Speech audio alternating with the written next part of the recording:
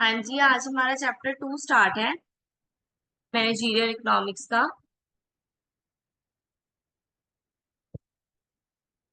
That is demand and supply.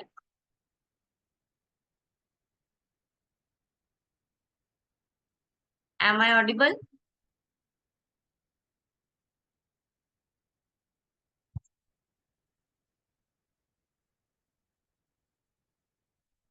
आवाज clear है बेटा मेरी?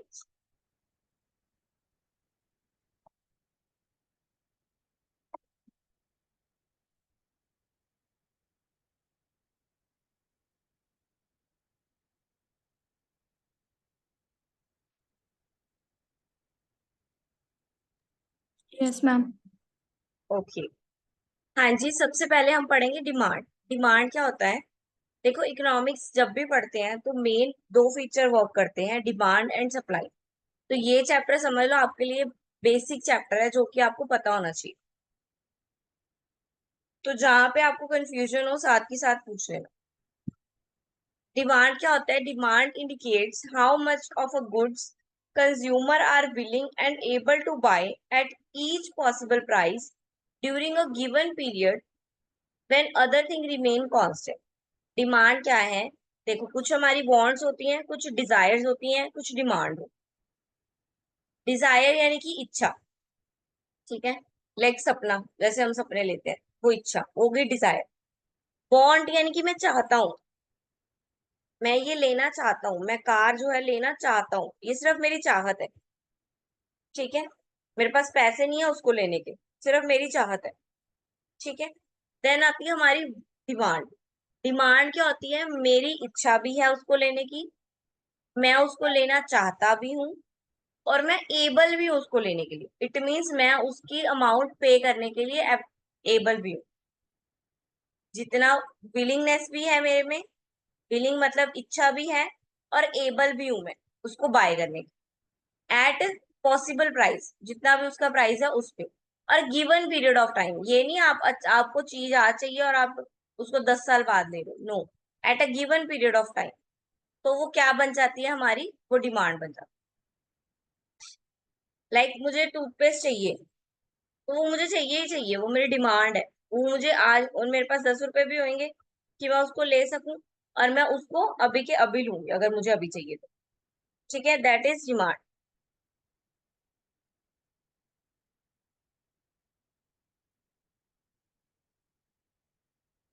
देन लॉ ऑफ डिमांड क्या कहता है? डिमांड का एक लॉ है। डिमांड का लॉ क्या कहता है? The higher the price the smaller the quantity demand, and lower the price the larger the quantity demand. Demand और प्राइस, लॉ ऑफ डिमांड, जहां पे लॉ ऑफ डिमांड आ गया, इट मीन्स ये किससे रिलेटेड है? डिमांड देखो किससे रिलेटेड थी, उन्होंने बोला प्राइस से। अदर थिंग कांस्टेंट, बाकी थिंग को क्या रखा है उन्होंने? कांस्टेंट रखा है। यानी कि ना तो प्रेफरेंस देख रहे हैं, ना इन्वायरमेंट देख रहे हैं, ना अवेलेबिलिटी देख रहे हैं, कुछ भी नहीं देख रहे। हम सिर्फ क्या देख रहे हैं? प्राइस देख रहे हैं। क्या इस प्राइस पे मैं ये चीज लेने के लिए तैयार हूं? अगर हूं तो वो मेरी डिमांड बन जाएगी, ठीक है। तो इसमें लॉ ऑफ डिमांड में किसका रिलेशन देखा जाएगा? सिर्फ और सिर्फ प्राइस का और डिमांड का, ठीक है। जैसे जैसे प्राइस बढ़ेगा, किसी चीज का प्राइस बढ़ गया, उसकी डिमांड वैसे वैसे कम होती जाएगी। ऑपोजिट रिलेशन, यानी कि नेगेटिव रिलेशन है दोनों में। डिमांड और प्राइस में रिलेशन क्या है? नेगेटिव है। अगर प्राइस बढ़ेगा तो डिमांड कम होगी, और ऑपोजिट, अगर प्राइस कम होगा तो डिमांड उसकी बढ़ जाएगी।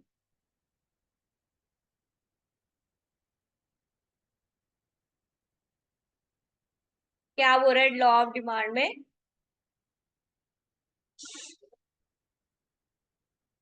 Definition includes other thing constant, यानी कि बाकी थिंग्स को ये एजम्पशन लेके मानना है कि बाकी सारी चीजें कुछ भी हो, प्रेफरेंस हो, टेस्ट हो, कलर हो, ठीक है, इनकम हो पर्सन की, या कोई सब्सिट्यूट हो, सबको हमने कांस्टेंट मान लिया, यानी कि इक्वल मान लिया। उसका कोई भी रोल प्ले नहीं कर रहे हैं वो। सिर्फ किसका रोल है इसमें? प्राइस का। नेक्स्ट अब हम इफेक्ट्स पढ़ते हैं, कौन कौन से होते हैं। सबसे पहले आ गया सब्सिट्यूट इफेक्ट। सब्सिट्यूट इफेक्ट क्या है? When the price of goods fall its relative price make consumer more willing to purchase this goods. यानी कि सब्स्टिट्यूट क्या होता है, उस चीज का सब्स्टिट्यूट मिल जाता, like tea and coffee, Thums Up and Coke, both are substitute ना। चाहे थम्स अप ले लो चाहे कोक ले लो, एक दूसरे के सब्स्टिट्यूट है। चाहे चाय पी लो चाहे कॉफी पी लो, एक दूसरे के सब्स्टिट्यूट है।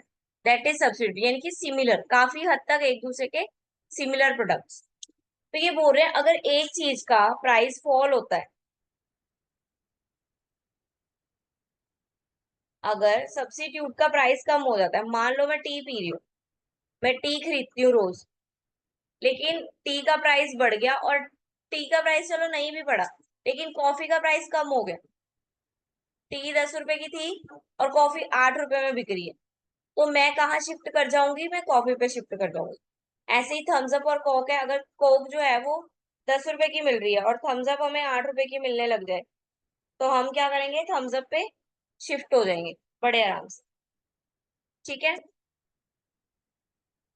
When the price increase its relative price make consumer,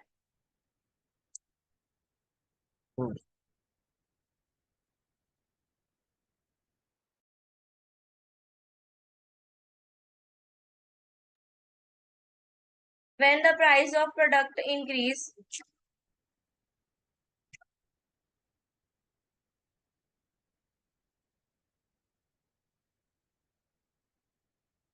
price of product increase its relative price makes consumer less willing to purchase these goods. ठीक है, उसी के ऑपोजिट अगर प्राइस इंक्रीज हो जाता है तो हम वो प्रोडक्ट नहीं खरीदते। क्या बोल रहे हैं इसमें, हम कंपेयर कर रहे हैं एक के प्राइस को दूसरे गुड्स के साथ कंपेयर कर रहे हैं, that is substitute effect. Substitute effect clear हुआ। सब्स्टिट्यूट बोला जाए तब आप थम्स अप और कोक ले लेना, आपको समझ क्लियर हो जाएगा। Then income effect, income effect क्या बोल रहा है, सबसे पहले तो इनकम में क्या है, मनी इनकम।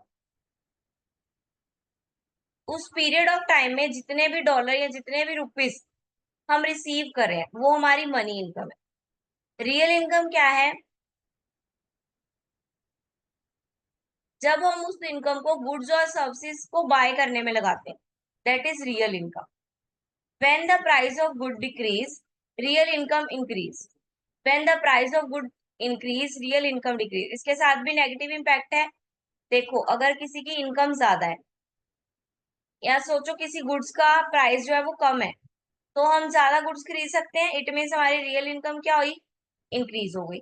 और वही अगर गुड का प्राइस ज्यादा है, किसी गुड्स का प्राइस ज्यादा है, तो हम वो गुड कम खरीद पाएंगे, हमारे पास वो कम गुड आएंगे, तो इट मीन्स हमारी रियल इनकम क्या है, डिक्लाइन हो गई।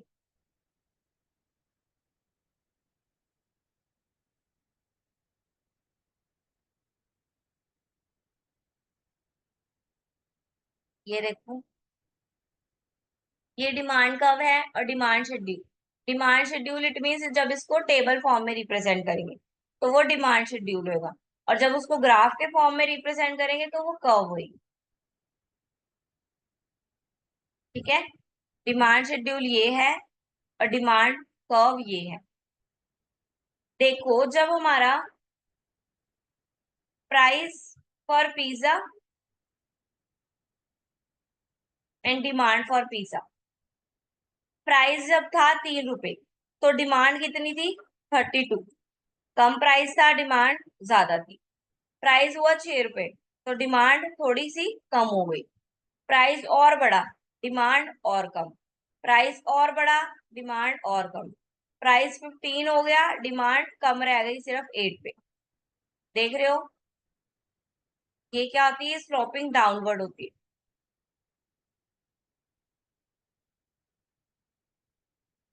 सॉरी, अपवर्ड होती है। क्या ऐसे जा रही है ना, ज्यादा से कम पे जा रही है तो ऐसे।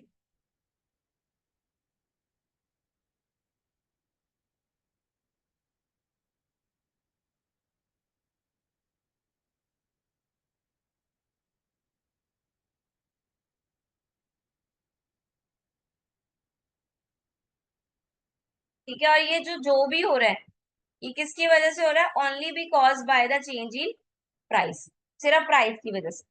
ठीक है, और इसको हम नेगेटिव इम्पैक्ट बोलते हैं, पॉजिटिव ऑपोजिट इम्पैक्ट बोलते हैं, क्योंकि एक चीज के बढ़ने से दूसरी चीज का कम हो रही। Individual demand, market demand. Individual demand क्या है? एक इंडिविजुअल की डिमांड, एक पर्सन, एक कंज्यूमर की डिमांड, वो उसको क्या बोलेंगे हम?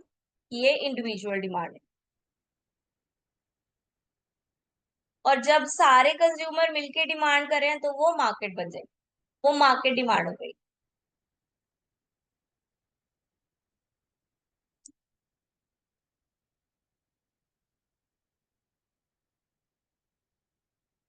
और हम मोस्टली किसको रेफर करते हैं? मार्केट डिमांड को, क्योंकि मार्केट में सारे इंडिविजुअल ऑलरेडी आ जाते हैं। हाँ जी, देन हम पढ़ेंगे movement and shifting. Movement of demand कर एंड शिफ्टिंग ऑफ डिमांड कर।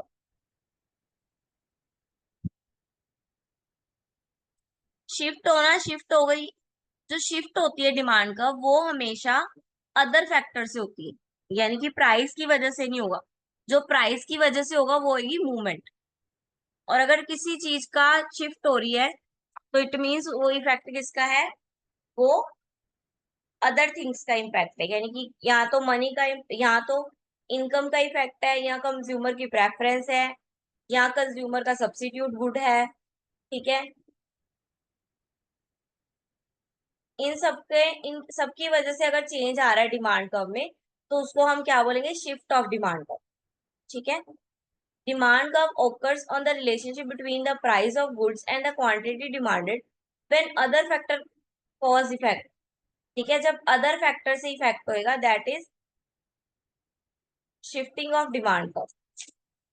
ठीक है, टेस्ट की वजह से, कंज्यूमर की एक्सपेक्टेशन की वजह से, इनकम की वजह से। ठीक है, तो शिफ्टिंग कैसे होएगा? ये देखो, प्राइस की वजह से कुछ नहीं ना हो रहा तो इट मीन्स प्राइस वही रहा, और डिमांड हमारी 14 से जाके 20 पे चली गई। तो इट मीन्स ये देखो, ये एक ये बन रही थी, अब एक नई ये बन गई, तो ये शिफ्ट हो गई यहाँ से, बी से एफ पे चली गई। That is shifting of demand. Demand कब शिफ्टिंग में? नई ही डिमांड कब बन जाएगी। ठीक है, जबकि मूवमेंट में नई डिमांड कब नहीं बनेगी।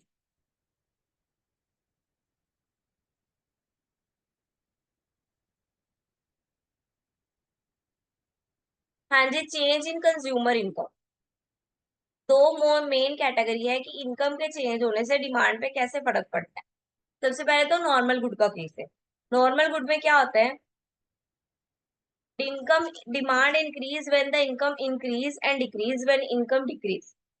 नॉर्मल गुड के केस में क्या है? अगर डिमांड बढ़ेगी तो हम, अगर हमारी इनकम बढ़ेगी तो हम डिमांड भी ज्यादा करेंगे, और अगर इनकम डिक्रीज होगी तो डिमांड भी कम करेंगे। जबकि हमने ऊपर पढ़ा कि इनकम इफेक्ट क्या है? नेगेटिव डालता है। लेकिन नॉर्मल गुड में क्या होता है? पॉजिटिव होता है। क्यों? क्योंकि अब सोप है, वो तो लेनी लेनी है। नॉर्मल गुड्स है, व्हीट है, आटा है, वो तो खाएंगे ही खाएंगे, चाहे डिमांड बढ़े चाहे कम हो, चाहे इनकम ज्यादा हो चाहे कम हो। अगर इनकम ज्यादा होगी तो हम ज्यादा ले लेंगे, है ना? तो हम व्हीट जो है वो ज्यादा खरीद लेंगे।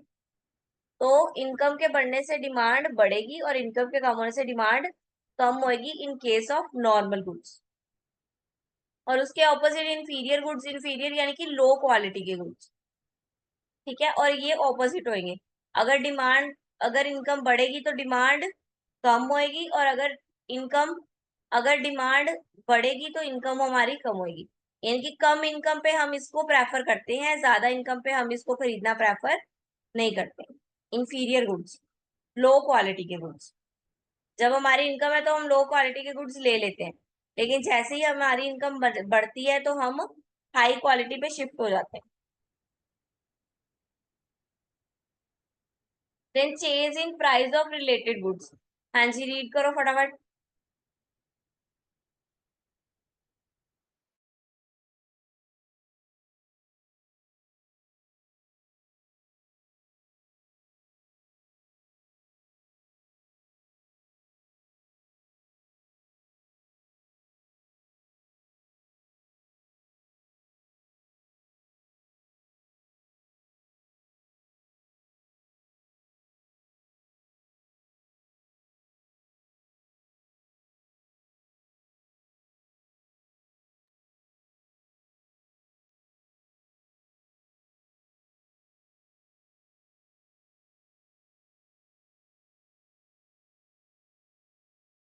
हाँ जी, पढ़ा। चेंज इन प्राइस किसको समझ में आया है? एनीवन?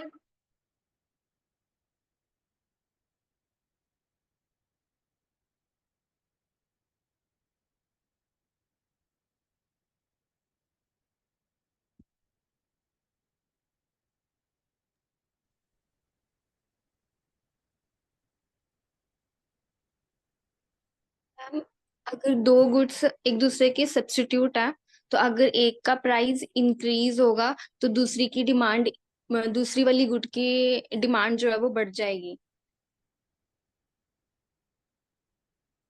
हाँ जी, यानी कि ये प्रेज रिलेटिव गुड्स दिखा रहे हैं। रिलेटिव गुड्स यानी कि सब्स्टिट्यूट गुड्स।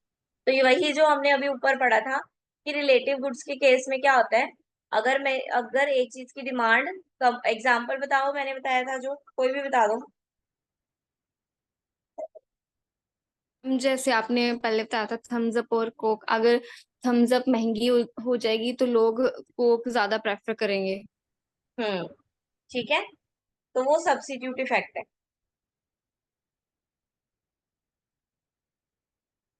अब एक सब्स्टिट्यूट होता है, एक कॉम्प्लीमेंट होता है। सब्स्टिट्यूट तो हमें पता चल गए, जैसे कि हमने बताया थम्स अप एंड कोक। लेकिन कॉम्प्लीमेंट्री गुड्स कौन से होते हैं? कॉम्प्लीमेंट्री गुड्स होते हैं जो एक दूसरे पे डिपेंड करते हैं। फॉर एग्जाम्पल, पेन और ink, car and petrol, both are in dependable on each other. ठीक है, क्योंकि अगर एक का प्राइस बढ़ेगा तो हम ना तो उसको खरीदेंगे, तो दूसरे की डिमांड ऑलरेडी डिक्रीज हो जाएगी। और अगर एक का प्राइस कम होएगा तो दूसरे की डिमांड अपने आप बढ़ जाएगी। यानी कि एक चीज लेंगे तो दूसरी तो हमें लेनी ही पड़ेगी। If increase in the price of one shift, the demand for other left down leftward, and a decrease in the price of one shift, the demand of the other rightward। ठीक है, अगर एक की डिमांड बढ़ेगी तो दूसरे की भी डिमांड बढ़ेगी, एक की डिमांड कम होगी तो दूसरे की भी डिमांड पे इफेक्ट पड़ेगा। ये होती है कॉम्प्लीमेंट।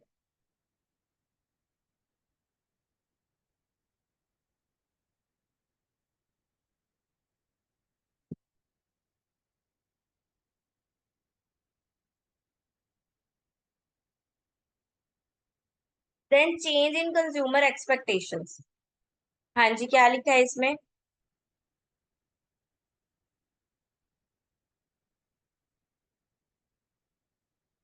बताओ जल्दी जल्दी। मैम, अगर हमें पता चलता है कि इन फ्यूचर किसी गुड गुड की प्राइस जो है वो इंक्रीज हो जाएगी, तब उसकी उस गुड की डिमांड जो है बढ़ जाएगी, लोग उसको ज्यादा परचेज करेंगे। हाँ जी, इसका कोई केस बताओ। रिसेंट हमने ये फेस किया है।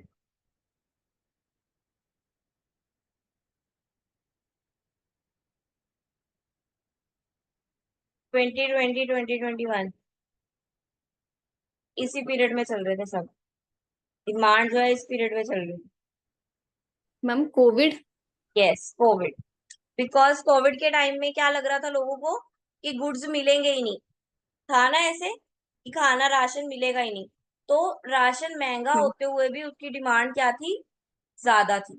और राशन उतना ही महंगा बिक रहा था क्योंकि उसकी डिमांड ज्यादा थी। तो कंज्यूमर का जो एक्सपेक्टेशंस है उससे भी हमारी डिमांड पे बहुत भारी असर पड़ता है। अगर कंज्यूमर एक्सेप्ट कर लेता है या एक्सपेक्ट कर लेता है कि डिमांड आने वाले टाइम में बढ़ने वाली है, तो वो अभी से ही वो चीजें लेनी शुरू कर देता है, जिसकी वजह से डिमांड अपने आप ही बढ़ जाती है। ये शेयर्स में होता है मोस्टली।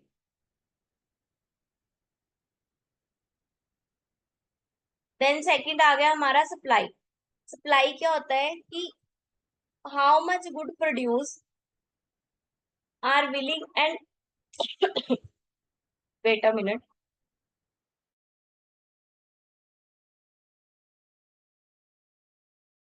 पढ़ो तुमने क्या लिखा है।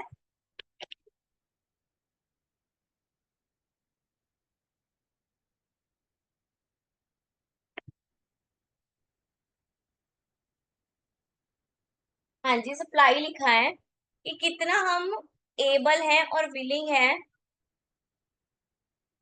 सेल करने के लिए और उसी पीरियड में और उसी प्राइस पे। अदर थिंग फिर रिमेन कांस्टेंट है। डिमांड में डिमांड आ रही थी, इसमें हम कितने विलिंग है पे कर सेल करने के लिए, मतलब हमारे पास कितने गुड्स अवेलेबल है, प्रोड्यूसर्स कितने गुड्स बना सकते हैं सेल करने के लिए, प्रोड्यूसर के पास कितने गुड्स अवेलेबल है on the given period on the given price, that is supply. ठीक है, और सप्लाई और प्राइस का रिलेशनशिप क्या है, पॉजिटिव है। अगर प्राइस कम होगा तो सप्लाई भी कम होगी, और अगर प्राइस हाई होएगा तो सप्लाई भी ज्यादा होगी। लॉ ऑफ सप्लाई हमने लॉ ऑफ डिमांड पढ़ा था। लॉ ऑफ डिमांड किससे रिलेटेड था, बाकी थिंग कांस्टेंट थी ना, किससे रिलेटेड था, प्राइस। प्राइस से। तो इसी तरह सप्लाई भी किससे रिलेटेड है, सिर्फ और सिर्फ प्राइस से। यानी कि अगर प्राइस बढ़ता है तो सप्लाई बढ़ेगी, प्राइस कम होता है तो सप्लाई कम हो जाएगी। ठीक है, देखो, higher price attract resources from low value used, high price also increase producers ability to supply the goods. जितना प्राइस हाई होएगा उतना ही प्रोड्यूसर को प्रॉफिट होएगा, और उतने ही वो गुड्स न्यू बनाने में एबल होएगा। ठीक है, न्यू प्रोडक्ट्स बनाने में एबल होएगा, यानी कि सप्लाई बढ़ा सकता है वो।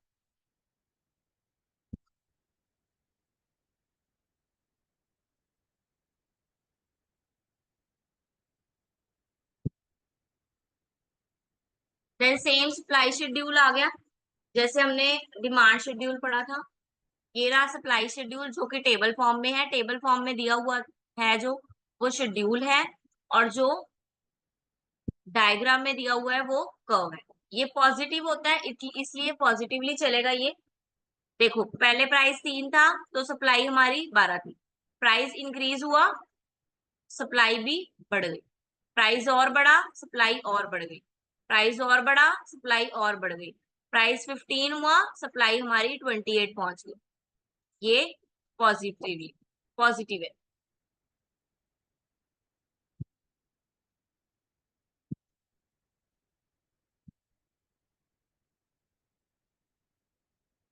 क्लियर हो गया। अब सप्लाई और क्वांटिटी सप्लाई क्या होता है, दोनों में फर्क क्या है। Supply refers to the relation between the price and quantity supplied as reflected by the supply schedule और द सप्लाई कर्व।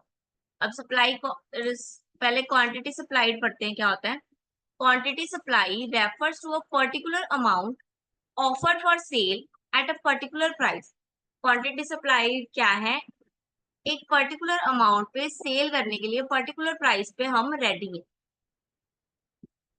ठीक है, क्वांटिटी डिमांडेड भी पड़ेगा ना, पर्टिकुलर टाइम पे पर्टिकुलर अवेलेबल है।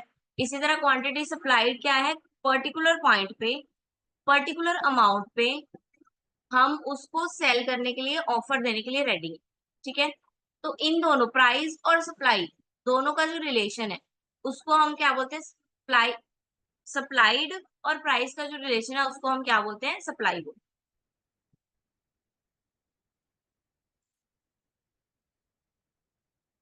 हैं। Individual supply and market supply.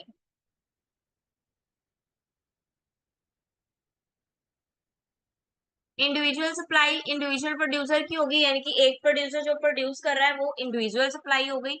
और जब सारे इंडिविजुअल सप्लायर्स मिलकर कुछ प्रोड्यूस कर रहे हैं, दैट इज मार्केट सप्लाई हो गई। और हम हमेशा किसको रेफर करते हैं, मार्केट सप्लाई को, क्योंकि उसके अंदर इंडिविजुअल ऑलरेडी इंक्लूड होते हैं। अब इसमें भी शिफ्ट पढ़ने जा रहे हैं। शिफ्ट हमने पढ़ा था, शिफ्ट किन की वजह से होता है,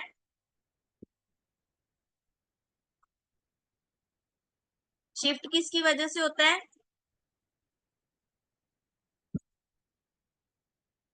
प्राइस की वजह से होता है या अदर फैक्टर्स की वजह से।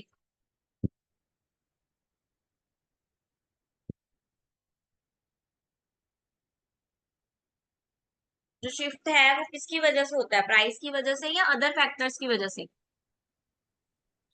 मैम प्राइस की वजह से।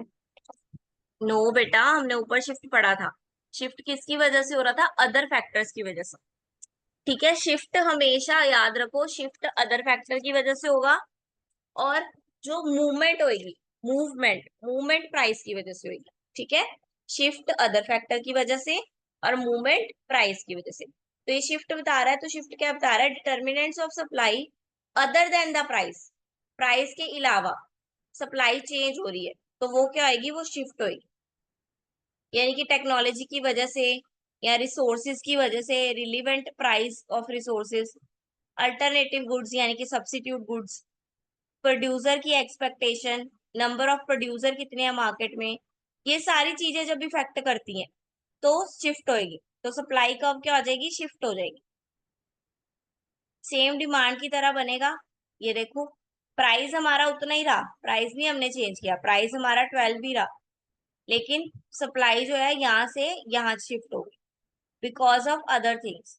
ये हो सकता है एक्सपेक्टेशन कुछ और हो प्रोड्यूसर की, या नंबर ऑफ प्रोड्यूसर बढ़ गए हो, ठीक है, उनकी वजह से, या टेक्नोलॉजी नई चेंज आ गई तो सप्लाई बढ़ गई हो, कुछ भी हो सकता है other than price, that is shifting. Shifting में सप्लाई कर्व नहीं बन जाएगी, ये कर्व है ना सप्लाई कर्व, ये सप्लाई कर्व नहीं बन जाएगी।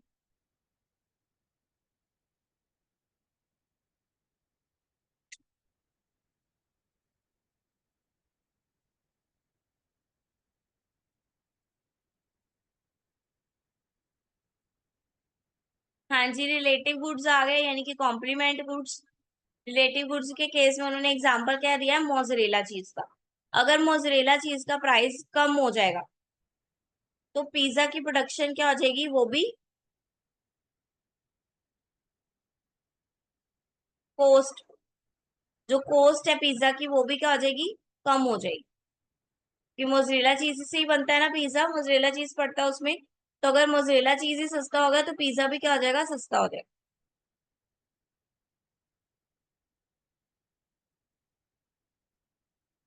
अल्टरनेटिव गुड्स में क्या है example, bread increase, if the price of bread increase,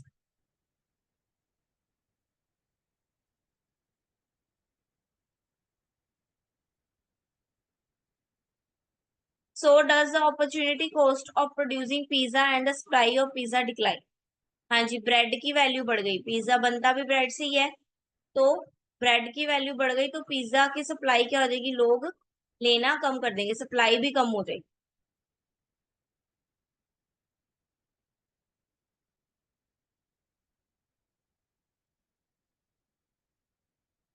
now change in producer expectation, producer की एक्सपेक्टेशन,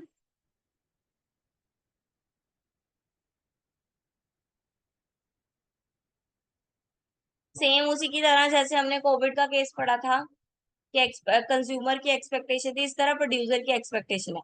वो सोच रहे कि आने वाले टाइम में जो भी मैंने स्टोर करके रखा है उसका प्राइस बढ़ जाएगा, तो इसलिए वो सप्लाई क्या करेगा, अब कम करेगा, क्योंकि उसको क्या यकीन है कि फ्यूचर में महंगा बिकेगा। फ्यूचर में महंगा बेचने के चक्कर में वो अभी सप्लाई कम कर देता है।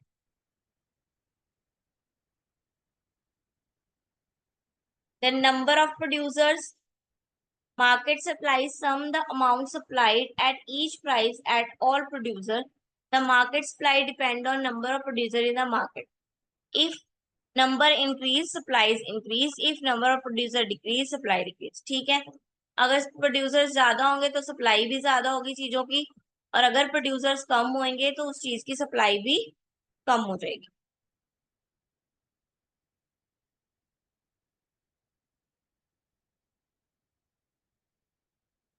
हाँ जी, क्लियर है। Yes ma'am. किसी को डाउट है किसी पॉइंट पे, शिफ्टिंग पता चल गया, शिफ्टिंग क्या है, शिफ्टिंग में क्या होगा, शिफ्टिंग किसकी वजह से होगी, चाहे सप्लाई हो चाहे मैम डिमांड हो, शिफ्टिंग किसकी वजह से होगी। मैम प्राइस तो सेम ही रहेगा, अदर फैक्टर्स की वजह से चेंज आ जाएगा। हाँ जी, जो शिफ्टिंग होगी वो अदर फैक्टर्स की वजह से होगी, और जो प्राइस की वजह से होगा उसको क्या बोलते हैं,